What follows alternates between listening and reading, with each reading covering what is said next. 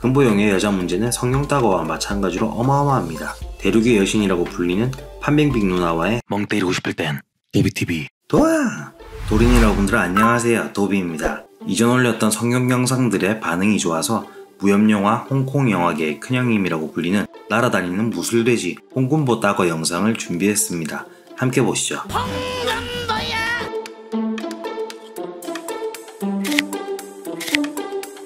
1952년 1월생 69세 용띠로 우리나라 연예인 양희은, 이수미, 안성기, 정국한 등이 있습니다. 성룡과 함께 우점원의 희극학교 출신으로 10살 때 할머니가 입학시켰습니다. 금보영의 부모님이 모두 맞벌이여서 유년기를 할머니 밑에서 보내게 됐는데 부모님도 영화업계에 종사했고 할머니도 여성 액션 배우였습니다.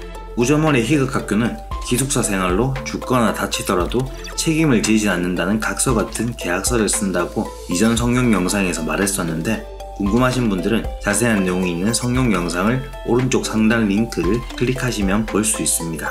성룡 영상에 없는 새로운 희극학교에 대한 몇 가지 내용만 이번 영상에서 이야기하도록 하겠습니다. 이곳이 얼마나 정신나간 곳인가 하면 5세에 입학한 원표에게 입학 첫날 덤블링을 시킬 정도로 가옥의 끝을 보여주는 곳입니다. 아침 5시 기상, 달리기, 스트레칭, 낙법 연습 후 10시에 아침 식사를 하게 되는데 이곳이 여유있게 운영된 것은 아니기 때문에 한창 자랄 나이에 아침밥으로 고작 양념빵 하나로 끼니를 때워서 오죽했으면 온표는 세면장에서 배가 부를 때까지 물로 배를 채웠다고 합니다. 아침 식사가 끝나면 개별 연습을 마친 후 점심 식사를 하게 되는데 점심으로 콩나물과 시장에서 팔다 남은 오래된 생선을 주로 먹었는데 이마저도 양이 넉넉치 않아 오늘의 주인공 금보영이 항상 많은 양을 차지했습니다. 괜히 날아다니는 돼지가 된 게 아니었네요. 점심 식사 후 우점원 사부에게 유교 교육, 그 후 초빙된 선생님에게 도술, 봉술, 쌍절곤, 고개 훈련을 받았는데 사부의 교습 방법이 가히 개색 도비TV 아동학대 수준의 교육이었는데 연습할 때 광동어를 사용하는 홍콩인이라도 북경어 대사를 제대로 하지 못하면 피가 날 정도로 젓가락으로 목을 찌르고 맞는 건 부지기수였다고 하는데 금보영은 가장 큰 맏형이라 잘 맞지 않았다고 합니다. 희극학교에서 가장 실력이 출중한 7명을 칠소복이라고 불렀고 칠소복에게는 우점원의 원을 따서 각자의 예명을 우점원 사부에게 받았습니다. 이때 금보영의 예명이 원룡, 성룡은 원루, 지금도 예명을 그대로 사용하는 원표도 있죠. 시간이 흐른 후 희극학교 시절 후배인 성룡과 원표와 함께 금보영은 골든하베스트의 흥행을 주도하던 골든트리오 가와산보로 명성을 떨치게 됩니다. 이제 본격적으로 영화 이야기를 시작해볼까 합니다. 우점원의 희극학교 입학 이전인 9살 때 1961년작 애적교육으로 영화에 처음 데뷔하게 됩니다. 이후 아역으로 다른 작품에 출연하기도 했습니다. 8년이라는 시간 동안 희극학교에서 훈련을 받고 본격적으로 영화계에 뛰어들게 되는데 처음엔 영화배우가 아닌 스턴트맨으로 활동하며 무술지도를 연구하다가 1970년 무술감독으로 골든하베스트와 계약하게 됩니다. 추후 1970년대 말 성룡도 그의 인생에 전환점을 맞게 해준 골든하베스트와 계약했었죠. 금보영은 골든하베스트와 계약 후 계약 1년 만인 1971년작 탈영근검으로 금마장 무술감독상을 수상하게 됩니다. 이후 이소룡의 영화 및 다양한 작품에서 무술감독을 맡으면서 이름을 떨치게 되는데 1972년 이소룡의 출세작인 정무문, 1973년 이소룡의 할리우드 진출작인 용쟁오투에서는 이소룡을 상대하는 스턴트 단역 배우로 출연했습니다. 당시 홍콩 영화의 굵직한 작품들 대부분 금보영이 무술감독을 맡았었습니다. 이때 너무 열심히 무술감독을 했는지 10대 후반에 건강이 좋지 않아서 병원에 입원했다가 살이 엄청나게 찌고 그 이후로 100kg 이하로 떨어져 본 적이 없다고 합니다. 그럼에도 불구하고 날아다니는 무술돼지답게 굉장히 날렵하죠. 1977년작 중환호객부터는 주연과 감독을 함께 맡기 시작하면서 1978년 가보영화사를 시작으로 보상영화사, 보아영화사 등을 차례로 설립하는데 프랜차이즈도 아니고 왜 이렇게 영화사를 많이 만든지 모르겠네요. 1980년대로 접어들고는 금보영의 독주, 전성시대가 펼쳐집니다. 특히 저도 어린 시절 재밌게 봤던 1985년작 강시선생, 1986년작 강시가족 등을 감독하고 흥행시키면서 강시붐을 일으키기도 했습니다. 또한 30대 이상의 홍콩 영화, 무협 영화를 좋아하는 분들이라면 한 번쯤 보셨을 법한 성룡과 함께 출연하였고 원표가 우정 출연과 무술감독으로 참여하여 홍콩 금상장 무술감독상을 수상하기도 한 코믹 액션 영화인 1983년작 오복성 역시 금보영이 제작과 감독, 주연까지 맡아서 했었죠. 당시 이 영화가 흥행하면서 오복성 이후 복성고조, 칠복성, 구복성, 속오복성, 대복성 등의 복성 시리즈가 만들어지기도 했습니다. 이 영화가 금보영뿐만 아니라 성룡, 원표에게도 의미 깊은 영화입니다. 앞서 이야기했던 가와 선보인 홍금보, 성룡, 원표가 처음으로 함께 동반 출연한 작품이라는 점입니다. 함께 눈물 젖은 빵을 먹으며 물론 금보영이 제일 많이 먹었겠지만 개고생을 하면서 물론 막내인 원표가 제일 고생했겠지만 어린 시절 동고동락한 세 사람이 처음으로 한 작품에 출연했다는 점은 뜻깊을 수밖에 없겠죠. 90년대가 되고 할리우드 진출을 시도하면서 미국물을 맛봤던 성룡이 불어봤는지 97년 나이스 가이를 감독하면서 미국 시장에 데뷔하게 되고 98년 미국 드라마 동양특급 로여영사에 출연하게 되는데 꽤나 높은 인기를 끌었습니다. 물론 시대의 차이는 있겠지만 1980년 영화 배틀크리크로 처음 할리우드 진출을 시도했던 성룡따거는 실패했지만 금보영은 한방에 성공해버렸네요. 영화에서 홍금보의 손을 사용한 수기술은 한국 합기도 원로인 황인식과의 맹룡과강에서의 인연으로 한국의 합기도의 동작을 바탕으로 하는데 칠소봉 멤버들 중에서는 손기술은 최고였다고 합니다. 주님, 오늘도 정의로운 도둑이 되는 걸 허락해주세요. 발을 사용하는 족기술 도비TV 족기술은 체구가 작은 원표가 제일이었다고 하네요.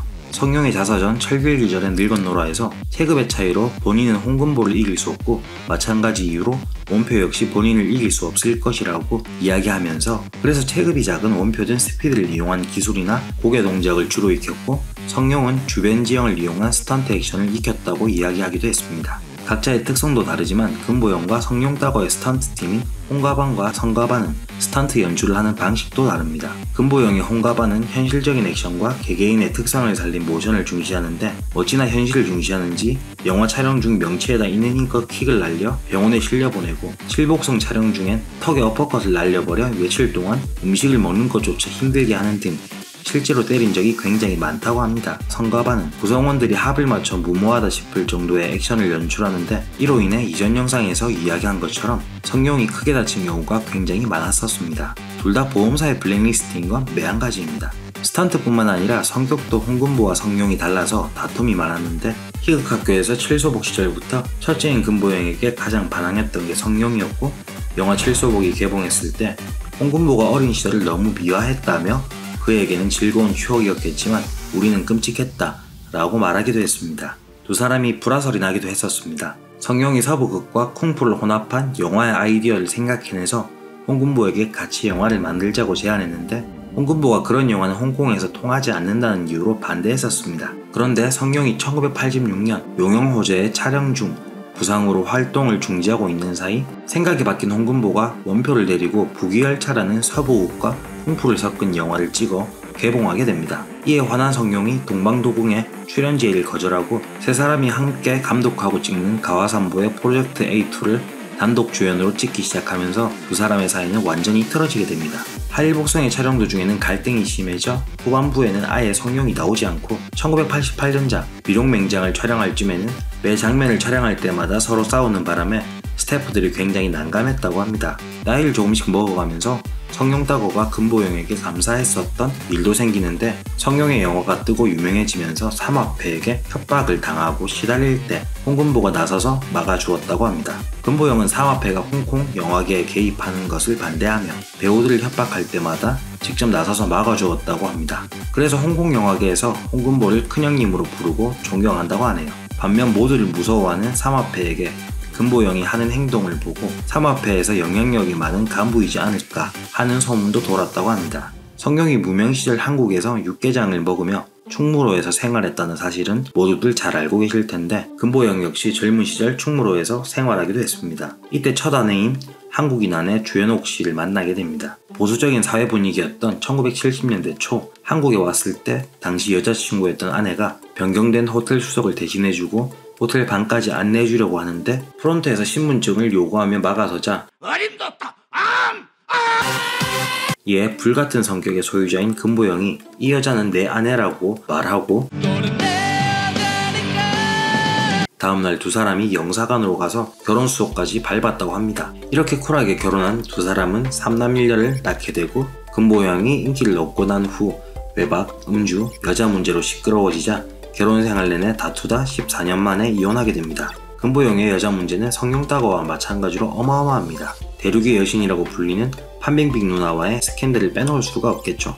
30살 가까운 나이 차이가 나는 금보영과 빙빙이 누나는 부녀 관계가 아닌가 하는 생각이 들 정도의 모습이 언론에 비춰지곤 했는데 이로 인해 스폰서설이 돌기도 했습니다. 금보영이 빙빙이 누나를 무명 시절부터 지원했고 200만 위안이 넘는 아파트 구입비를 보태 함께 동거한다는 사실이 전해지면서 충격에 빠지기도 했었죠. 거기에 더해 판빙빙의 19살 연하 동생인 판청청이 홍금보와의 관계로 낳은 아이라는 설까지 제기되기도 했습니다. 이에 두 사람은 스캔들을 부정하며 유포자에게 법정 소송까지 냈었는데 2018년 한 기자가 판빙빙과의 관계를 캐묻자 홍금보는 덮어두는 것이 제일 좋다. 파탄이 일어나면 안 되는 것 아닌가 라는 모호한 발언을 해 사실상 스캔들을 인정한 것 아니냐는 해석이 나오면서 논란이 되기도 했습니다. 또한 2012년 당시 63세였던 금보영이 42세 연하의 21세 여대생과 한 고급 호텔에서 3박 4일을 함께 보냈다는 불륜설이 나기도 했었습니다. 이 여대생은 당시 신인 배우 왕신이었는데 베이징 영화학원에 재학 중 갑자기 드라마의 주인공에 발탁된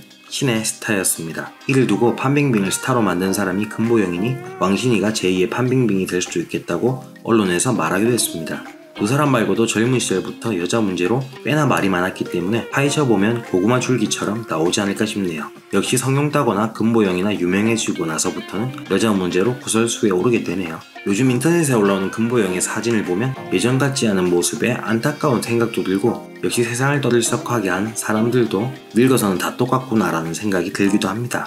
오늘 제가 준비한 영상은 여기까지입니다. 다음 영상에서 더 재밌는, 더 좋은 영상으로 찾아뵙도록 하겠습니다. 오늘 영상 재미있으셨다면 구독과 좋아요는 도비에게 큰 힘이 됩니다. 절대 강요는 아닙니다. 이렇게 싹싹 빌게 네가 개가 되라면 내 개가 된다. 꼬리 살랑살랑 살랑살랑. 멍 때리고 싶을 땐 도비TV.